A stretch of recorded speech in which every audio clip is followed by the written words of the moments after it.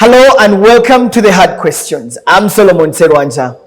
On this episode, I host the Democratic Party President and the Minister for Justice and Constitutional Affairs, the Honorable Norbert Mao, to really speak to us about transition of power, but also the DP working together with the NRM. That's quite odd, but we'll get into this conversation as we continue. Honorable Norbert Mao, thank you so much for accepting to speak to us.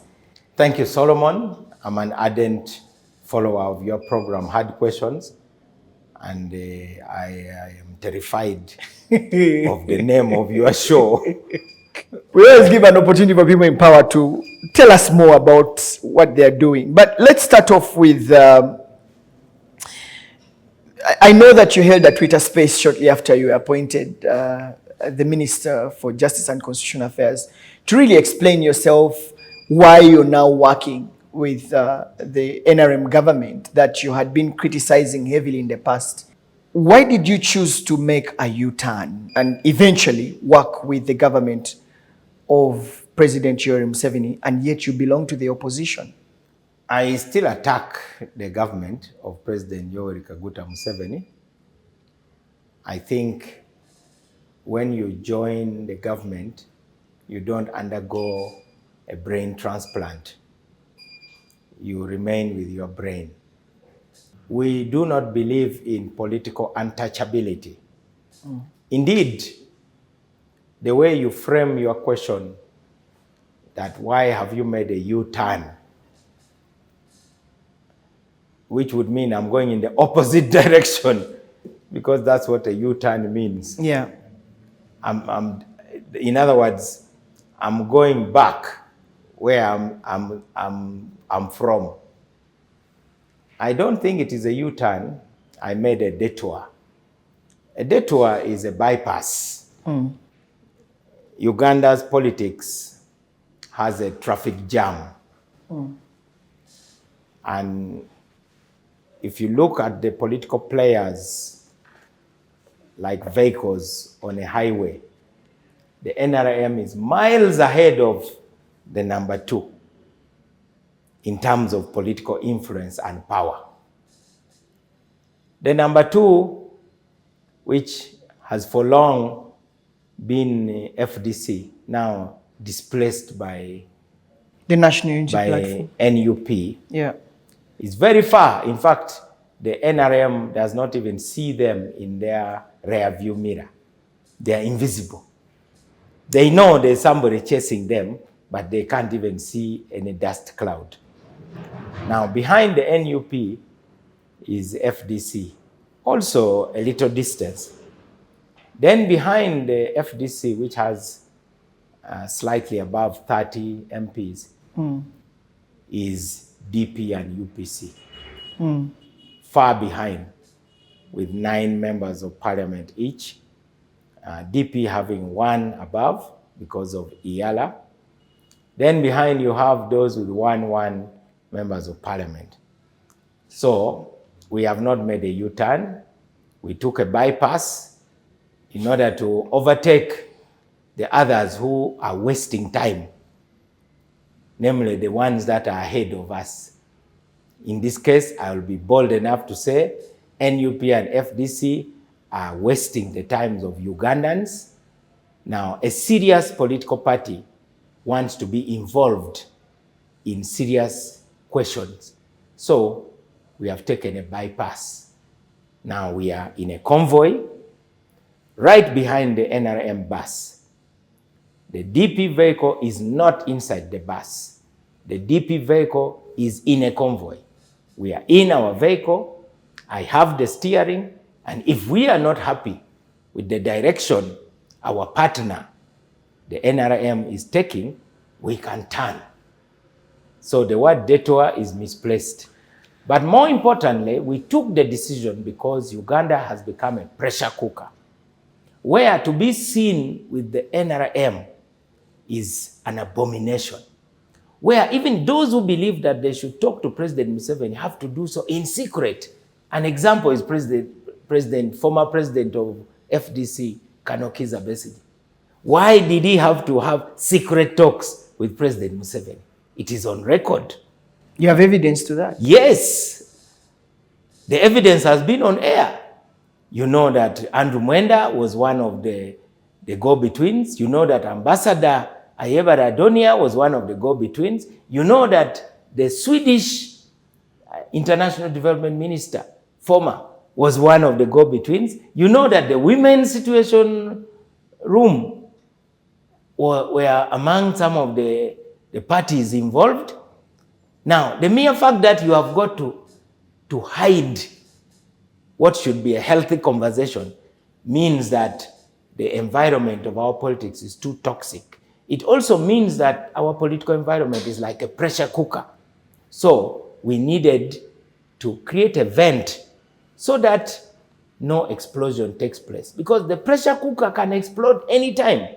So if you ask me what we believe our contribution is by signing the cooperation agreement, we have created a vent to let off some of the steam which could lead to an explosion. And we want more such vents. And all the programs I talk about are actually about creating that vent. Uganda cannot afford an explosion.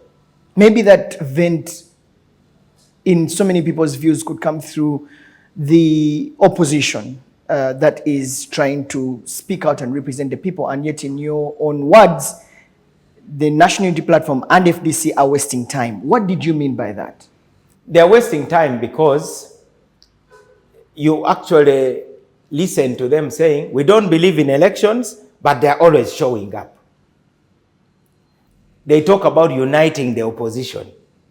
We as DP invested a lot in building up Kano Kizza Besigye.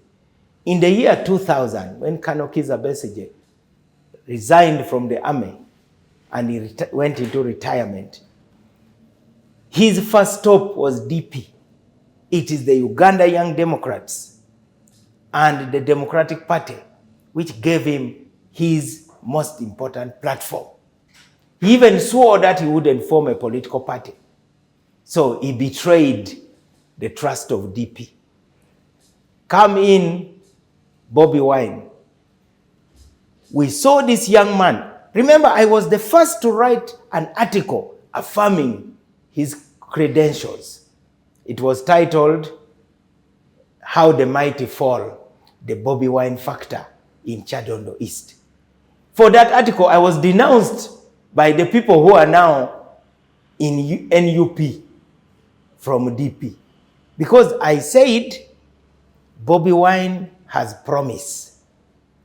Immediately thereafter, the Democratic Party invested over 400 million shillings to mobilize the country under an agenda which we called the DP-UYD reunion, to galvanize the scattered forces of change.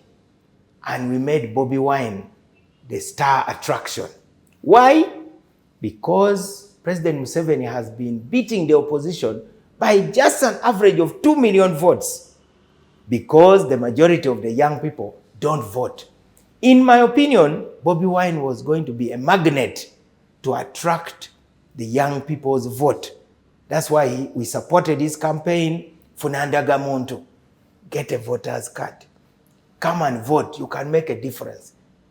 But now, at the same time, you have Kano Besigye who is saying voting is a waste of time. Isn't that enough evidence that they are not serious?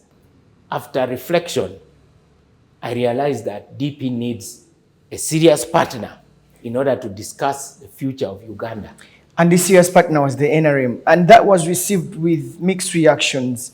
I'll give you an example. Mr. Alex Waiswamufumbiro, who was the deputy spokesperson of the National Unity Platform, described this move as, he said, we cannot trust Mr. Mao anymore, because at first we trusted him with the views of Ugandans, but he sold them when he joined government. The FDC at the same time, the FDC party Deputy Secretary General, Mr. Harold Kaija, also said, what Mr. Mao is talking about is no longer his responsibility. He must work on orders of President Yoweri Museveni. The presidential transition is not on his agenda. He's just fantasizing.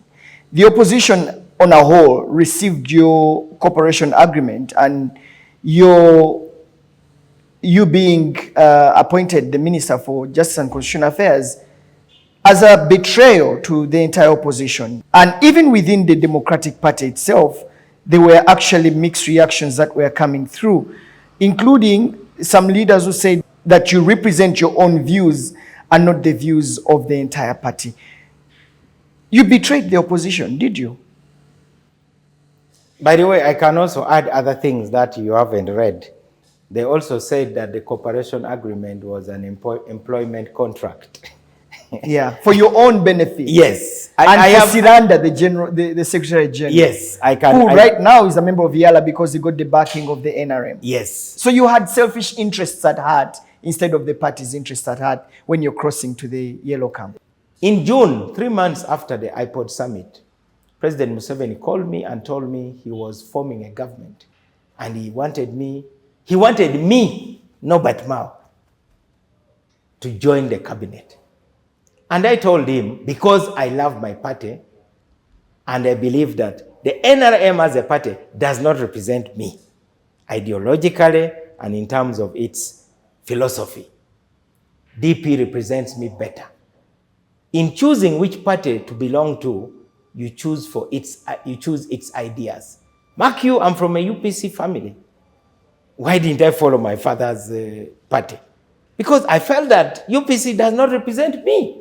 But that doesn't mean I cannot work with UPC. So I told President Museveni, allow me time to consult. And after consultations, I decided that it cannot be between me and President Museveni. It has to be between NRM and DP.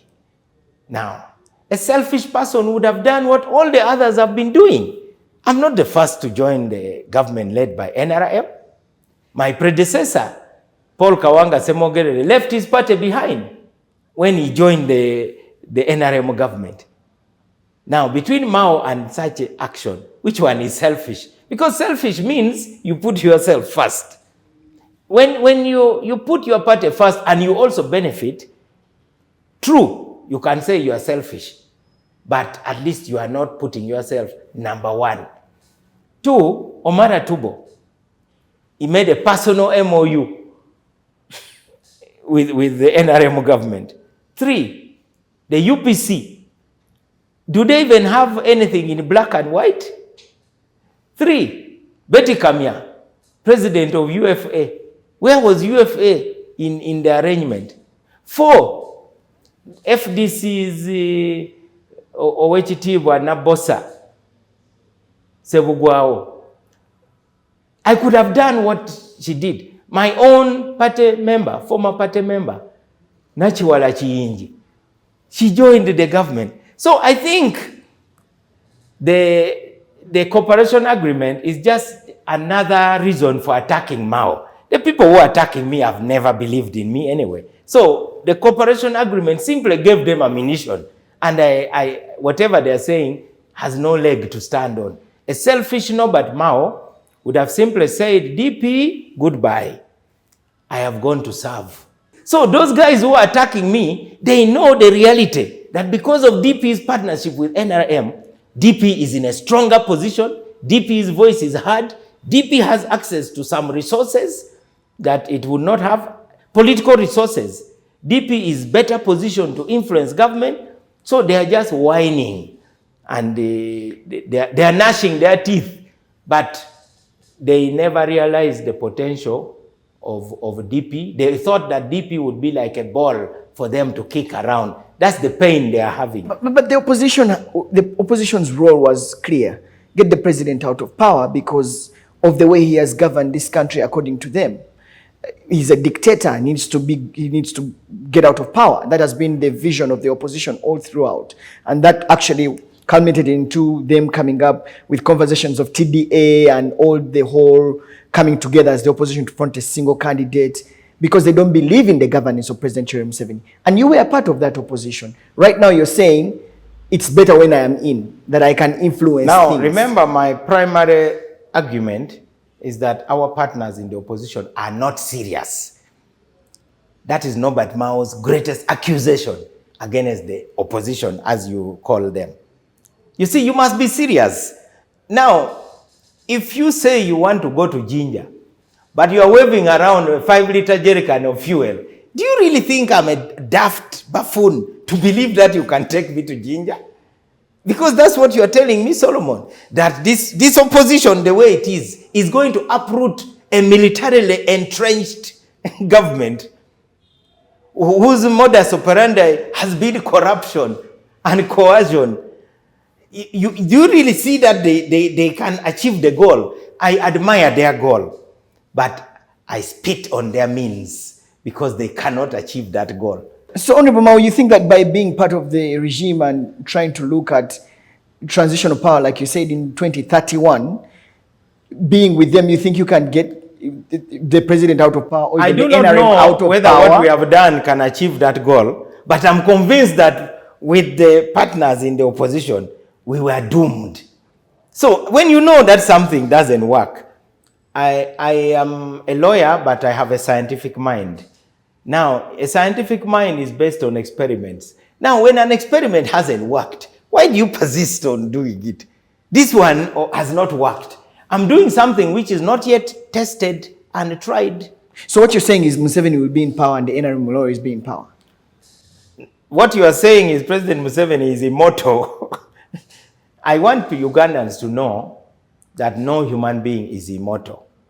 But it is possible to distinguish the two paths.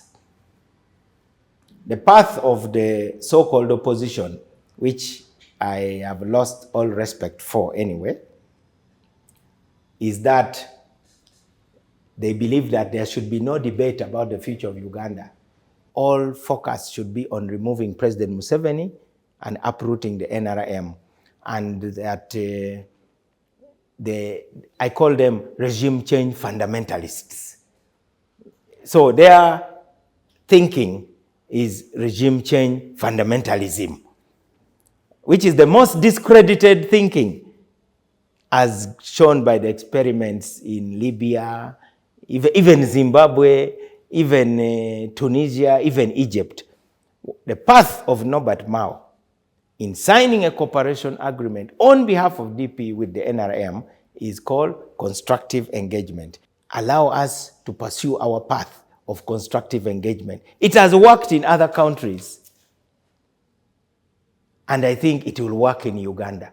Let's talk about that a little bit. When you went into this cooperation agreement, one of the things that you told us was you are looking at a peaceful transition of power at that time.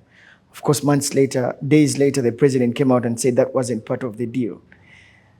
Do you still stand by that, that one of the things that you're eyeing is peaceful transition of power, and that was incorporated in the agreement between the DP and the NRM? In the ears of the opposition, it sounds that President Museveni must depart, even before the next elections. In the ears of President Museveni, he sees that these people want me to live in a disgraceful manner.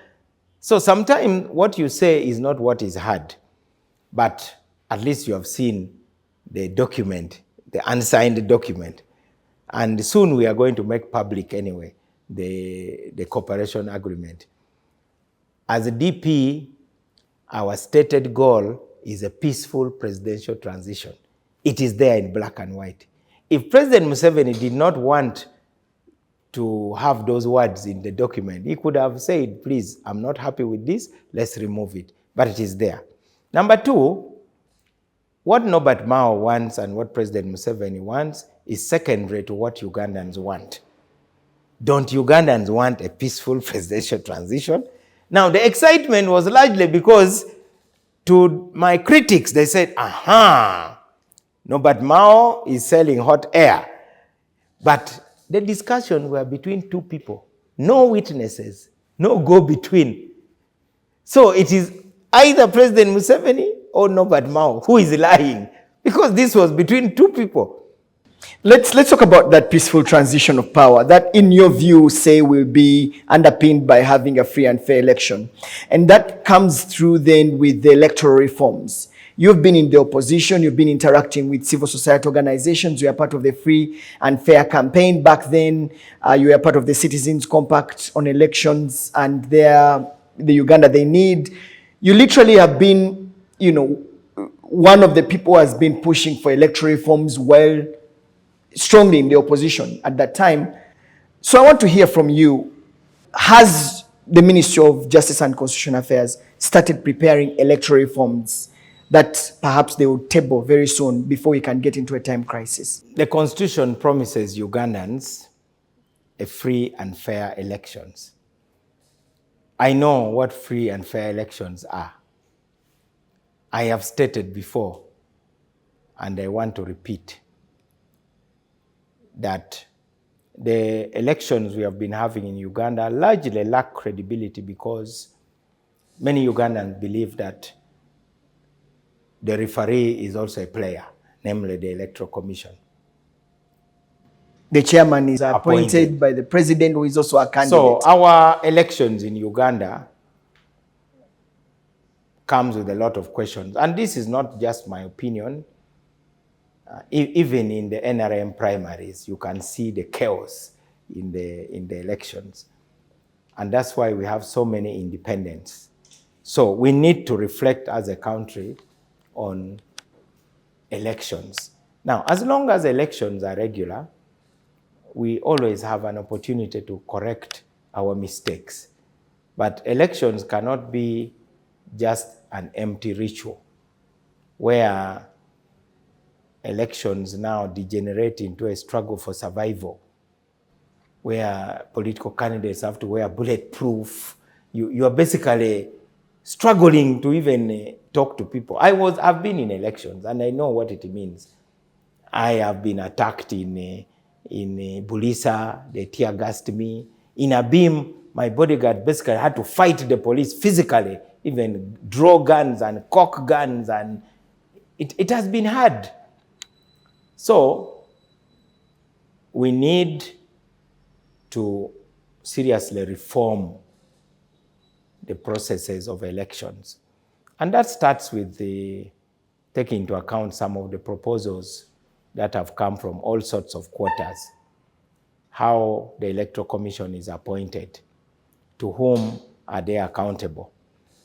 In some countries, people apply to join the Electoral Commission, and then the parliament draws a short list. It is done by parliament. And then the interviews are done publicly. Televise them. Yes. Then the parliament votes. The NRM still has a majority. And I'm sure they would vote credible citizens because the qualifications are constitutional. It is only the manner of appointment. I want to assure you, Solomon, that we have probably 90% of the ideas that need to be discussed to reform our constitution.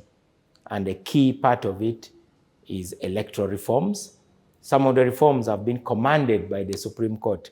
Actually, government is in contempt of court by not acting in line with the Supreme Court directives. Yeah. And as the Minister of Justice, I am working very hard to ensure that we comply. Number two, we have had proposals from traditional institutions. We have had proposals from political parties. We have proposals coming from Parliament. We have proposals from election observers.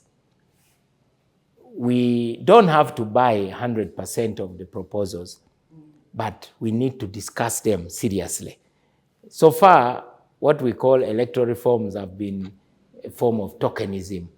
For instance, the government would take an amendment and say, we are renaming the Electoral Commission by adding the word independent. So you say, Independent Electoral Commission. And even nobody calls it independent anyway. I've never had, even their letterhead has not changed to Independent Electoral Commission. That tells you that it was considered a big joke.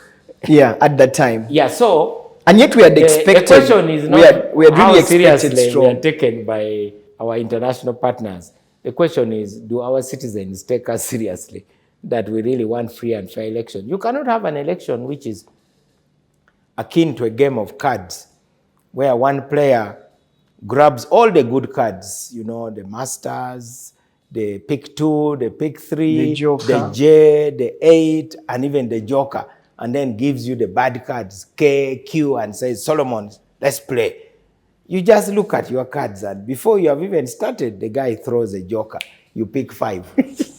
Then he throws... No, that's what is happening. Then he throws J, J, J, 8, 8, 8, 8, and then ends up with the pick 2, another joker. You end up with a book. But that's what's happening. We have got to comply with what Article 1 of the Constitution says.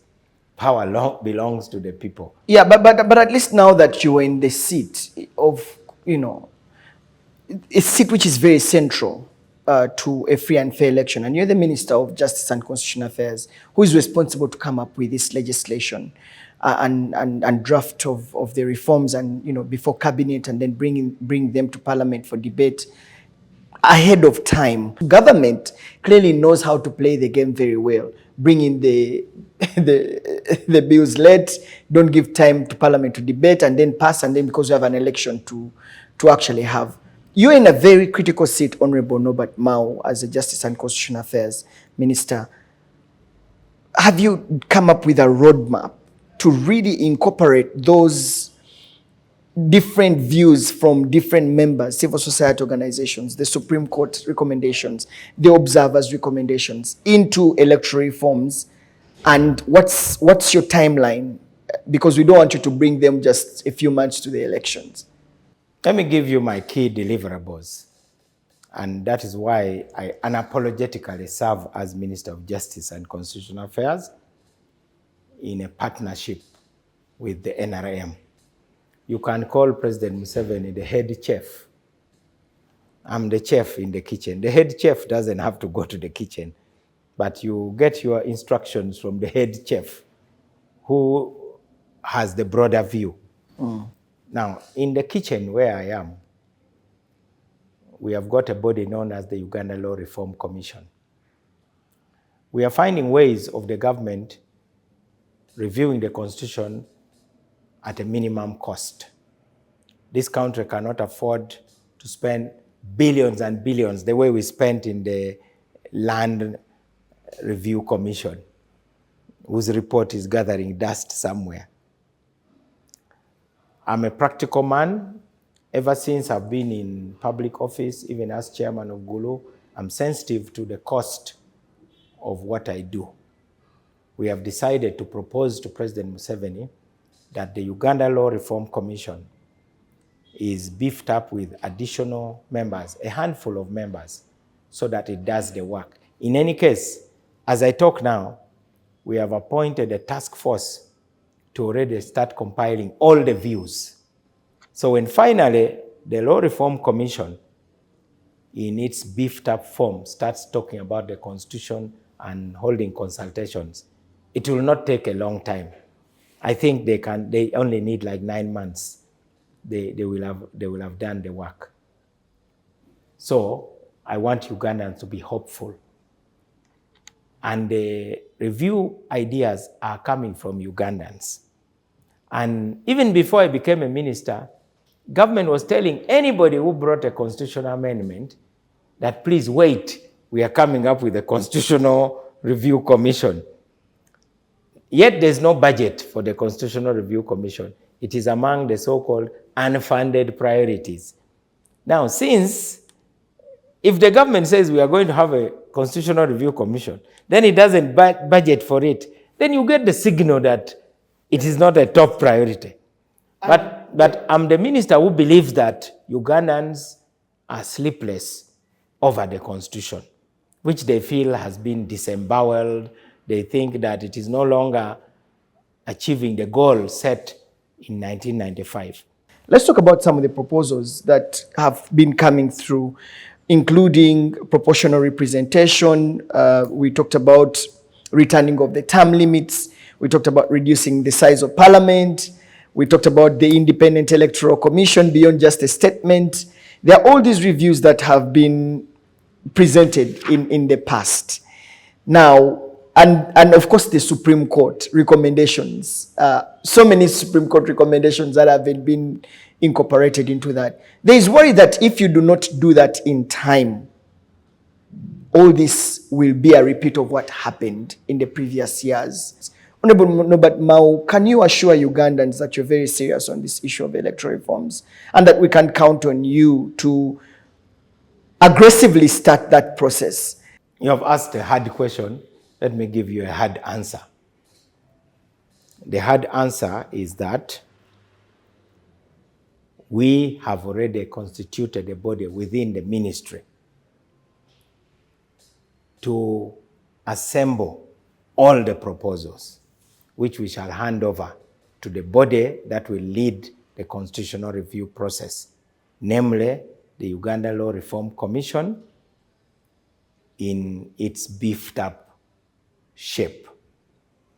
2, I believe that President Museveni knows that his credibility depends on delivering those critical reforms.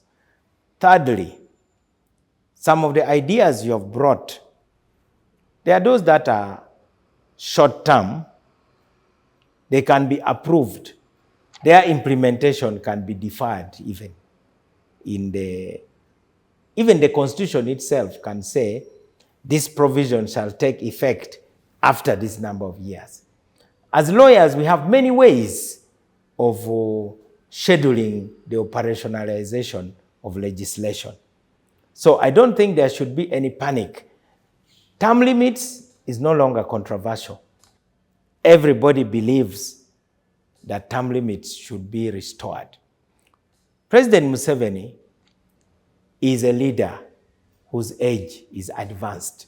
Now, Ugandans, instead of looking at the picture as a whole and say, look, can we for once have one government leaving and another one coming in without bloodshed?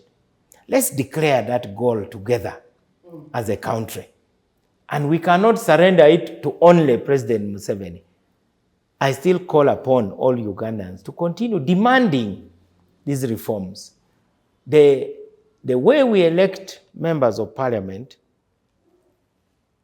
is also the winner take all, which is really a system which leaves people in pain, because we have members of parliament who want 30% of the constituency vote, and they are there. They know that 70% of the voters did not want them. But that's what the first past the post system dictates. DP, since 1961, has been advocating for an electoral system known as proportional representation. I was very happy to hear the NUP, particularly the leaders who are from DP, now advocating for that system. Under that system, the NUP would be having more than 30% of parliament if we had that system. And the NRM would be having more MPs from Uganda than they have now. That's the interesting part of that system. There's also the proposal of an upper house to moderate debate. The lower house, by its very nature, must represent the true sentiments of the people. Lower houses everywhere are chaotic, they are impassioned, but the upper house is a kind of speed governor, and that's why their term is even longer. So we may have a lower house whose term of office is 5 years, and an upper house whose term of office is 7 years. And there are even proposals that the presidential term limit should not even provide for 2 terms. It should be like what was in the Mexican proposal. 1 term of maybe 6 or 7 years. And after that term, you leave. There's no second term. All those are proposals that, based on our unique experience of leaders clinging to power by deception, these are proposals that we have got to discuss. That's where I was coming from, that you need a nod and support from the Minister of Finance, who is the president, at this time, the Chief Minister of Finance.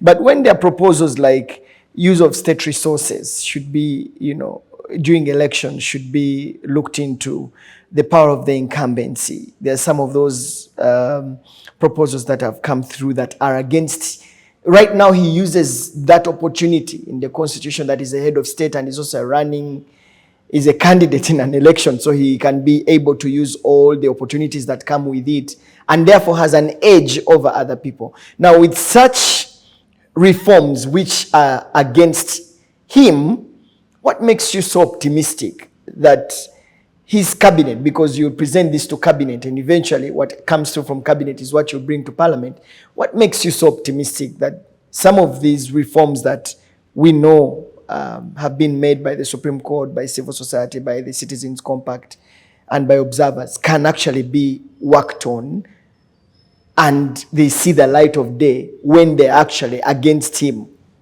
as a head of state? Solomon, even if you don't trust President Museveni, even if you don't trust Norbert Mao, at least trust Ugandans.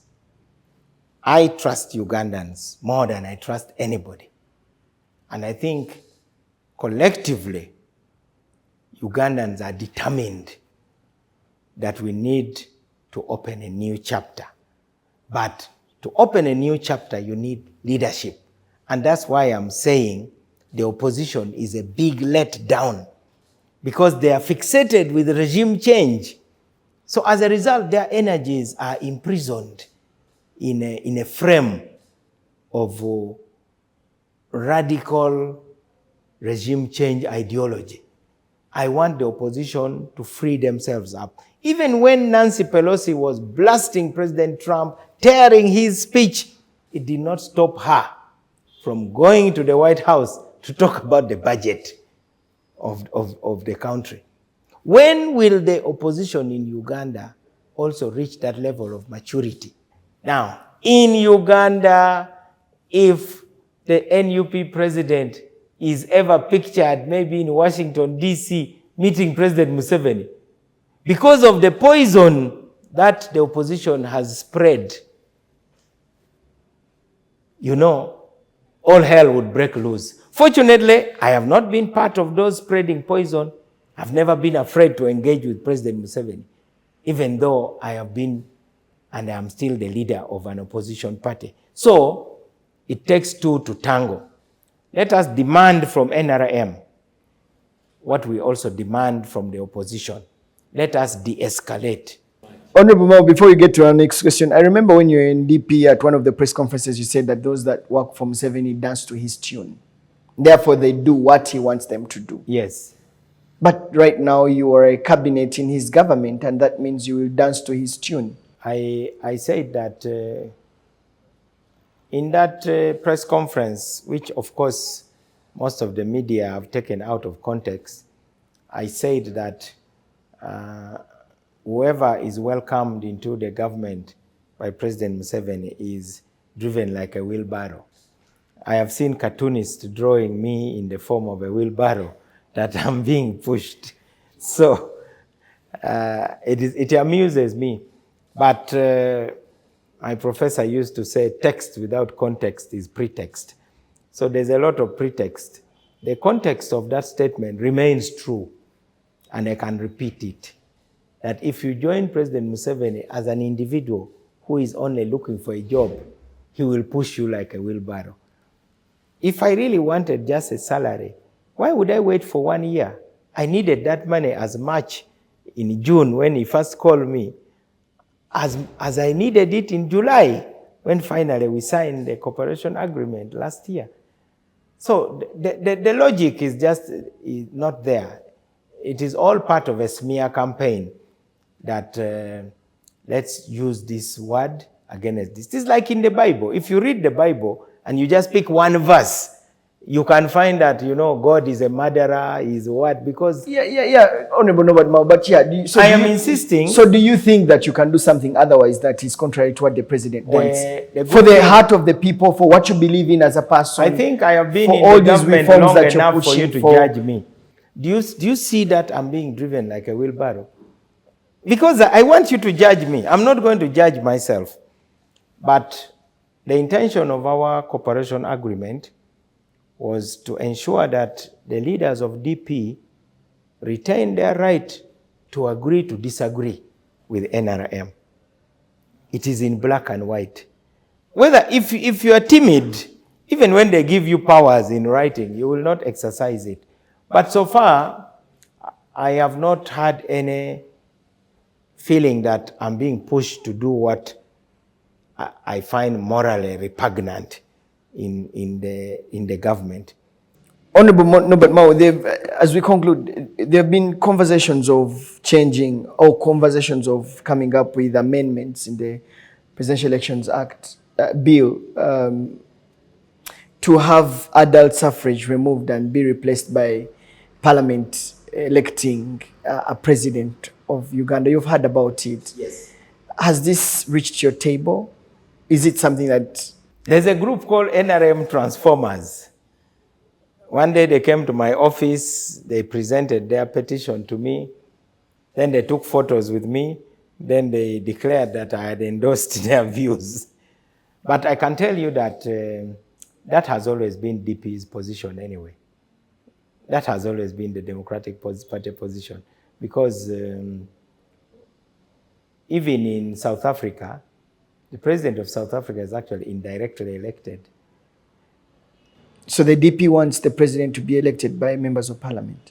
In fact, the DP position is to have a ceremonial president. We are even proposing that the president should be ceremonial and rotational. Because we want a president who is above the politics, a head of state, in short. But we believe that we must have a head of government who is a prime minister, who faces the representatives of the people daily in parliament. Because that will ensure accountability. Because if you are elected by parliament, you must be in parliament. Some people think that the NRM has embraced that idea. I have no evidence that the NRM agrees to that.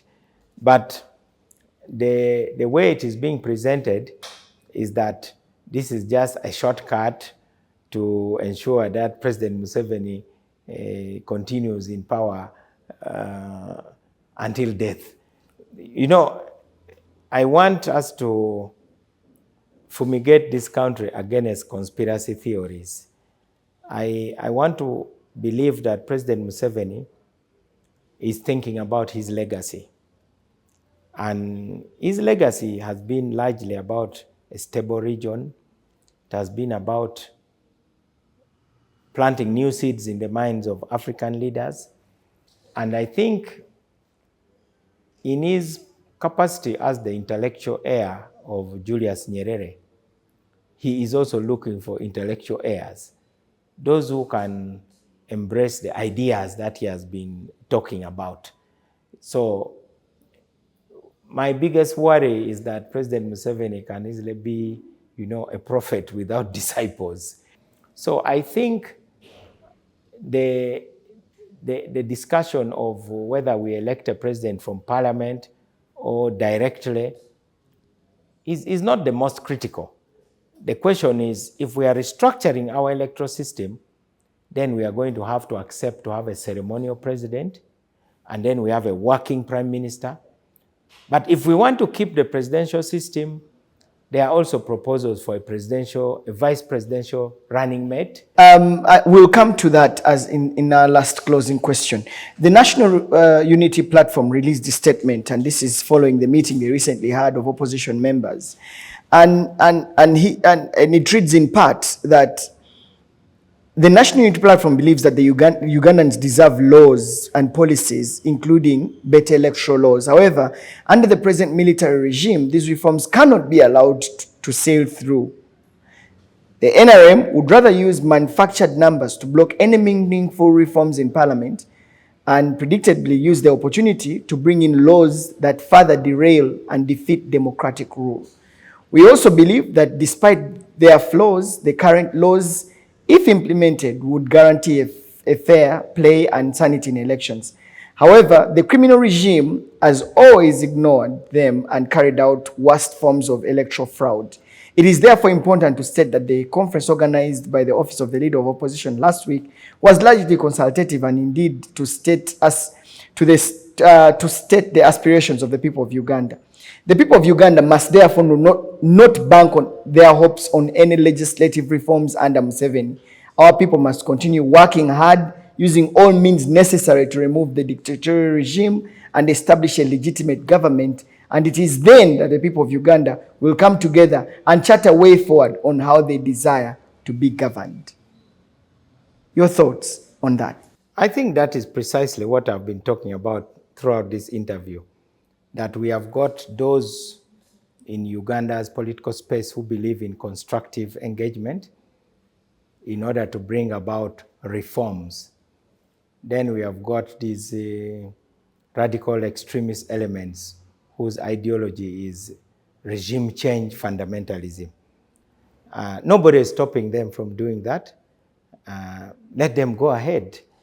Because why should I be an obstacle to those who think they can just wish President Museveni out of State House? It is good to talk about rhetoric. You can try to erupt and say, you know, the military regime, the dictatorship, the criminal regime, but you are there in the parliament with the criminals. What are you doing there? So you can't preach water and you drink wine. So I think they need to get their act together. I very much respect the UPM that refused to go to parliament. They said we are going to the bush with 27 guns. And of course, the government ridiculed them. And why do you want to be part of a criminal regime? So I think they need to sort out that thing in their mind if they want to be taken seriously. Be yourself. You cannot be everything. So they are grandstanding that their focus is to remove a criminal regime, which is dictatorial and militaristic. At the same time, they are busy in parliament. They even provide an alternative budget. Now they have boycotted the State of the Nation address. The leader of opposition will come and give a reply to the State of the Nation address. I hope now you are convinced that we are dealing with people who are totally unserious. I hope you can give them that audience and open doors to come to you. But as we close, you hinted on it. Honorable Norbert Mao, if President Museveni doesn't wake up tomorrow, what are the possible scenarios that could happen to this country if we do not prepare in time and strengthen our legislation to carry us through? The scenario is simple. If President Museveni does not wake up tomorrow, you can have a scenario of daydreaming generals who can think that they can do a power grab. Now, a power grab is unconstitutional, and Ugandans have a duty to resist it. And they should resist it. But the proper scenario is that we will have sober generals, because the army is a very important player in our system in Uganda. I think you could say the army oversees the overseers. So we have overseers, then we have those who oversee the overseer. In that case, we need sober generals who will assure the country that there's no compromise on what the Constitution directs. But all the people who may be having ambitions of a power grab will need to be restrained one way or the other in order for the Constitution to operate. So I remain optimistic. Honorable Norbert Mao, thank you so much for speaking to us. You're welcome. All right, I've been speaking to the Minister for Justice and Constitutional Affairs and the Democratic Party President, the Honorable Norbert Mao. I'm Solomon Serwanjja, and this is The Hard Questions.